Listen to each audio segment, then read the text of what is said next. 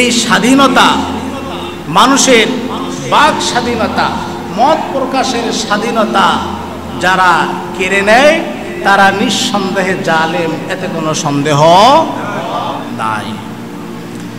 বাক স্বাধীনতার গুরুত্ব কি?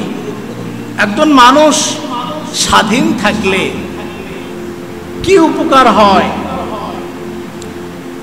যেমন বাক স্বাধীনতার অর্থ হচ্ছে আল্লাহর সন্তুষ্টির জন্য স্বাধীনভাবে নিজের বক্তব্য এবং মত প্রকাশ করা, এটা হলো স্বাধীনতা। কিন্তু আপনি এই স্বাধীনভাবে কথা বলতে গিয়ে, মত প্রকাশ করতে গিয়ে অন্যের মতে ক্ষুণ্ণ করা যাবে না, স্বাধীনতা ক্ষুণ্ণ করা যাবে না। কিন্তু যারা শয়তানের সন্তুষ্টি অর্জনের লক্ষ্যে কথা বলে, কাজ করে, এইটা তাদের স্বাধীনতা নয়, বরং এটা হলো স্বেচ্ছাচারিতা।